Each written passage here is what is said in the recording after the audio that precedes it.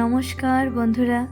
তাহলে আজকে আমি যেই রেসিপিটা নিয়ে তোমাদের সবার সামনে হাজির হয়েছি সেটা কিন্তু আমাদের বাঙালিদের এক অতি প্রিয়, জিভে জল আনা রেসিপিটা বুঝতে নিশ্চয়ই আর কারোর বাকি নেই।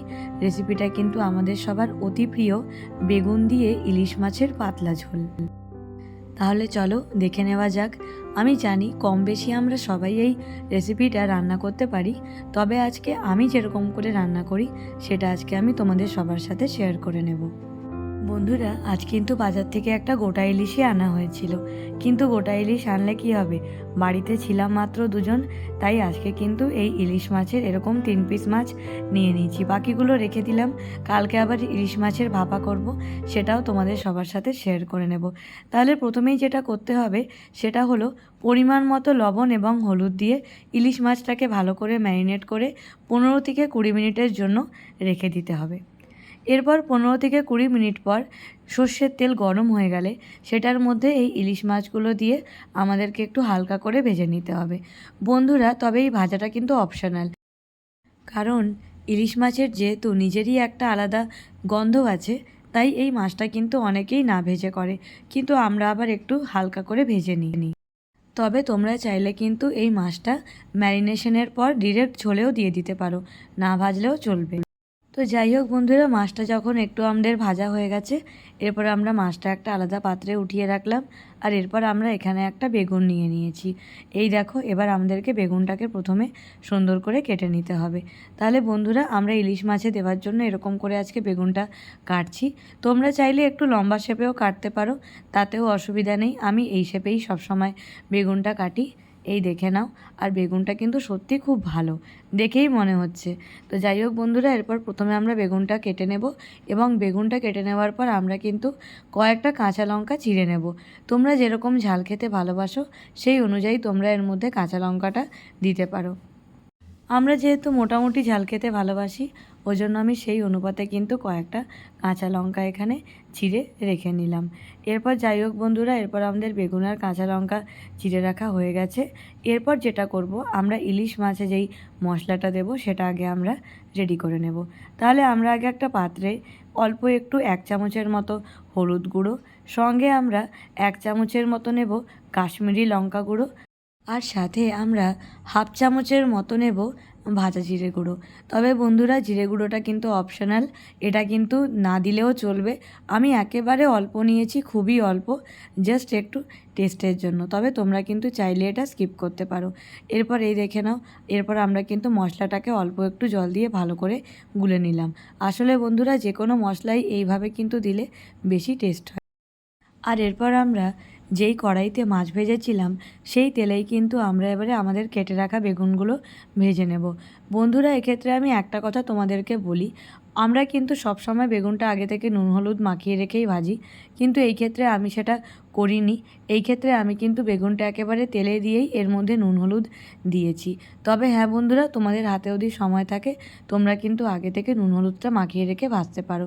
আমার যেহেতু হাতে সময় ছিল না, তাই আমি একেবারেই কিন্তু তেলের মধ্যে দিয়ে নুন হলুদটা দিয়েছি, যদিও এতে কিন্তু টেস্টের বিশেষ খুব একটা তারতম্য হয় না। আর হ্যাঁ বন্ধুরা, এই ক্ষেত্রে কিন্তু আমরা এই ইলিশ আর বেগুনের পাতলা ঝোলের মধ্যে আমরা কিন্তু আলুও দিতে পারি। তবে হ্যাঁ, আলুটা কিন্তু একেবারে অপশনাল। অনেকে যেরকম এটার সাথে আলু খেতে পছন্দ করে, তারা চাইলে আলুও একইভাবে ভেজে নিয়ে দিতে পারে। তো এরপর আমরা বেগুনটা ভেজে রেখে উঠিয়ে রাখলাম। তারপরে আমরা ওই তেলের মধ্যেই প্রথমে একটু কালো জিরে ফোড়ন দিয়ে নিলাম, এবং এরপর আমরা সেই তেলের মধ্যে আগে থেকে চিড়ে রাখা কাঁচা লঙ্কাগুলো একে একে দিয়ে দিলাম। আর এরপর আমরা এর মধ্যে যেই মশলার পেস্টটা রেডি করে রেখেছিলাম সেটা আমরা এর মধ্যে দিয়ে ফেলবো। এই দেখো, মশলাটা আমরা এর মধ্যে দিয়ে দিলাম। এরপর আমরা মশলাটা দিয়ে খানিকক্ষণ একটু ভালো করে কষিয়ে নেব। তবে হ্যাঁ বন্ধুরা, এই সময় কিন্তু মশলাটা দিয়ে অনেকক্ষণ কষানোর দরকার নেই, মোটামুটি 1 মিনিট কষিয়ে নিলেই সেটা এনাফ। আর এরপর যখন মশলাটা আমাদের কষে তেলটা উপরের দিকে ভেসে উঠবে, তখন আমরা এর মধ্যে কিন্তু আগে থেকে আমাদের ভেজে রাখা বেগুনগুলো দিয়ে দেবো। আর এরপর এই বেগুনগুলো দিয়ে দেওয়ার পরে আমাদেরকে আরও একটু ভালো করে কষিয়ে নিতে হবে। কারণ বন্ধুরা, আমরা কিন্তু এরপরে যখন এর মধ্যে জলটা দিয়ে দেব, তারপর কিন্তু আমরা একেবারে জল দেওয়ার পরই এর মধ্যে মাছটা দেব। তাহলে এই দেখো, বেগুনটা একটু আমরা ভালো করে কষিয়ে নিলাম অল্প কিছুক্ষণ। এরপর আমরা এর মধ্যে পরিমাণ মতো জল দিয়ে দেব। যেহেতু এটা পাতলা ঝোল হবে, তাই এক্ষেত্রে কিন্তু আমাদের জলের পরিমাণটা একটু বেশি রাখতে হবে।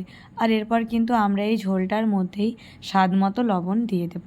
তো যাই হোক বন্ধুরা, এরপর ঝোলটা দিয়ে আমাদের কিছুক্ষণ অপেক্ষা করতে হবে, যতক্ষণ না ঝোলটা ভালোভাবে ফুটে উঠছে। এরপর যখন ঝোলটা ভালোভাবে ফুটে উঠবে, তখন আমাদেরকে এর মধ্যে এক এক করে মাছগুলো ছেড়ে দিতে হবে। তো যাই হোক বন্ধুরা, এই যে এখানে আমাদের কিন্তু মাছগুলো ছাড়া হয়ে গেছে। এরপরে এই মাছগুলো দিয়ে আর কিন্তু আমাদেরকে বেশিক্ষণ এটা ফোটানোর দরকার নেই। মোটামুটি এই মাছগুলো দিয়ে আর 1-2 মিনিট ফুটিয়েই আমরা এটাকে নামিয়ে নেব। খুব বেশিক্ষণ এটা ফোটানোর দরকার নেই। এমনিতেই বন্ধুরা, ইলিশ মাছের নিজস্ব একটা তেল আছেই। তো যাই হোক, আমরা যেই তেলটা দিয়েছিলাম সেটার থেকেও এখন কিন্তু দেখতে আরও বেশি তেল মনে হচ্ছে।